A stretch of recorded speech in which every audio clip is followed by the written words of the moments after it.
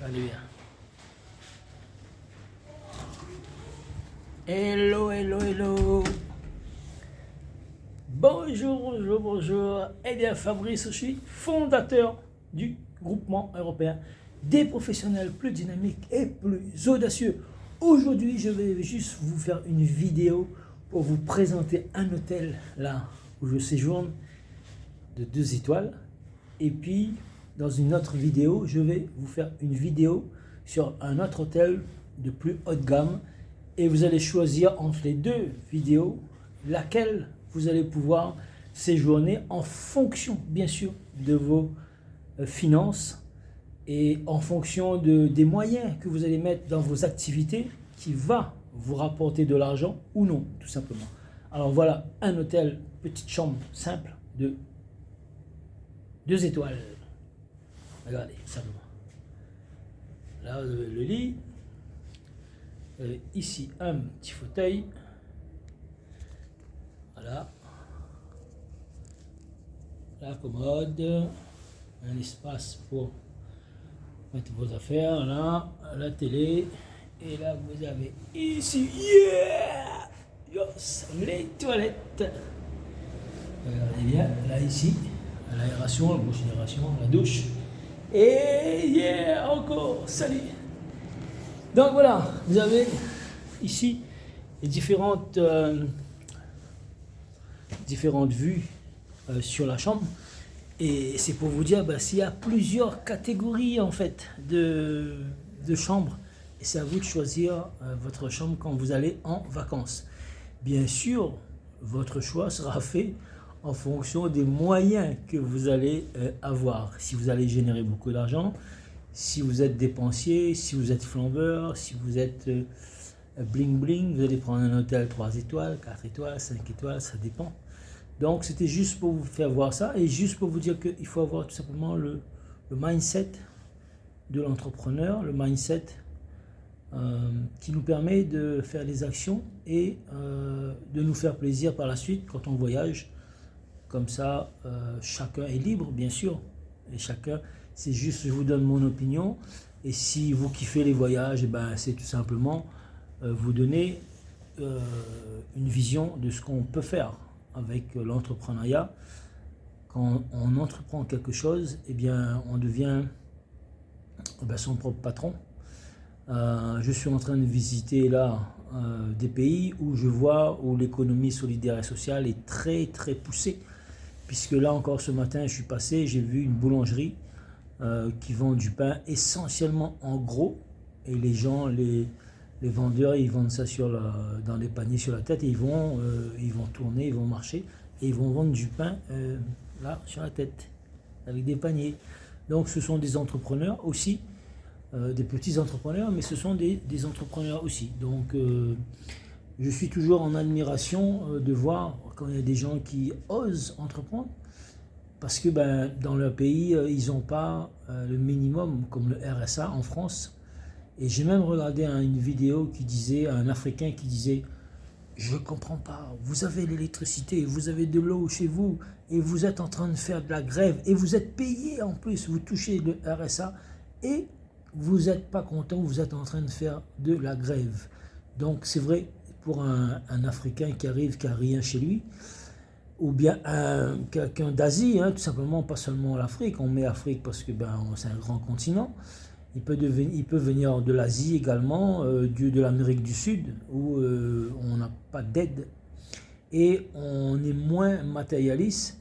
Et donc, ce jeune-là disait que si tu as de l'eau, l'électricité, si tu es payé, l'État te paye pour t'asseoir, pour rien branler, quand tu as des conditions comme ça, j'ouvre les yeux, oui, tu dois mettre les bouchées doubles pour pouvoir tout simplement réaliser quelque chose de ta vie. L'exemple de ce boulanger qui fait du pain et qui vend au détail aussi, j'ai vu qu'il vendait au détail et ils vendent essentiellement en gros. Donc il permet à des personnes de vendre énormément de pain parce que lui-même, il pourrait peut-être pas vendre autant de pain que 10 ou 50 vendeurs de pain. D'accord? J'ai passé à côté d'un pareil magasin électroménager. J'ai vu des produits électroménagers avec des produits d'hygiène corporelle. Yeah, on regarde, on dit ah waouh, oui. Donc il y avait des rice cookers, il y avait des blenders, il y avait tout ce que vous avez besoin dans la maison, des télévisions et tout ça. Et en même temps, en sortant, pas trop loin, je vois sur la rue, ben, ils sont en train de vendre des rice cookers, ils sont en train de vendre des blenders de la même marque du magasin.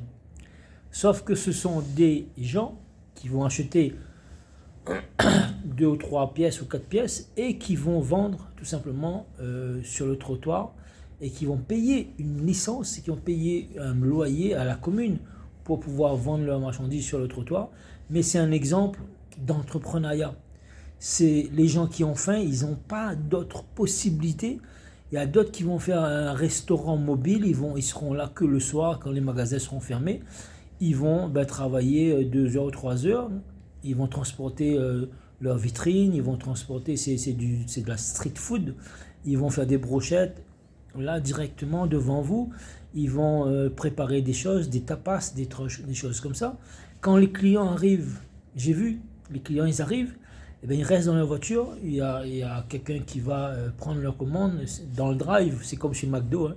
Vous passez en voiture et là, il est là, il vous accroche et il vous propose, il vous demande qu'est-ce que vous voulez manger, des brochettes, qu'est-ce que vous voulez manger, brochettes au quoi, au poulet, aux crevettes, au bœuf, quelle viande vous voulez, donc il propose, et après si vous voulez des boissons, il ne vend pas de boissons mais il va acheter des boissons chez le commerçant d'en face, tout simplement. Donc, même s'il ne vend pas, il rend service. Il ne va pas dire, ben non, on n'a pas de boisson, mais il rend le client service et il va acheter parce que le client a acheté à manger chez lui et tout simplement, la boisson, comme lui, il ne fait pas de boisson, il propose pas, mais c'est le client qui demande s'il a des boissons et il rend service au client. Et il ne prend rien sur la boisson, il ne gagne rien sur la boisson, c'est juste un service. C'est juste pour vous dire l'état d'esprit, quand tu es entrepreneur, quel est le service en plus que tu vas proposer, quel est le petit pas en plus, quel est l'avantage que les gens vont venir consommer chez toi au lieu d'aller chez le concurrent, tout simplement. Voilà, c'était Fabrice Auchuy, une petite vidéo très courte. Je suis en voyage et en même temps, je suis en train de mettre des affaires en place dans l'économie solidaire et sociale, dans un pays où je vais vous annoncer par la suite, sur le continent africain, tout simplement. C'est pour ça que je vous ai parlé tout simplement de beaucoup de petits commerçants et je suis en admiration parce que ils vendent tout sur les rues, des tables de salon, ils vendent des effets scolaires, des sacs à dos, des baskets, des casquettes, des bijoux, enfin tout sortes, des ustensiles de cuisine. Et moi-même, je suis de plus en plus épaté parce que ils sont comme les grandes surfaces. Ils ont des produits de saison, c'est la rentrée, ils vendent des produits pour les effets, les cartables et tout ça, les stylos. Et à côté, ils vont vendre des vêtements pour les enfants. L'autre côté, ils vont vendre d'autres choses, des sacs. Et je suis époustouflé parce qu'ils ont une stratégie comme la grande distribution, sauf que là, c'est des très très très petits commerçants. Voilà, je vous dis à bientôt, je vous fais des bisous et prenez soin de vous, restez connectés. Si vous avez aimé la vidéo, n'hésitez pas à mettre un pouce et surtout aidez-moi à partager cette vidéo parce qu'on a besoin de partage et surtout abonnez-vous, on va arriver bientôt à 1000 abonnés, il me faut 1000 abonnés pour faire des lives tout simplement et je compte sur vous pour m'aider à atteindre les 1000 abonnés. Je vous dis à bientôt. La prochaine vidéo, ça sera dans un hôtel de 3 étoiles. Les amis, ciao, ciao, bisous. Bonne journée à vous.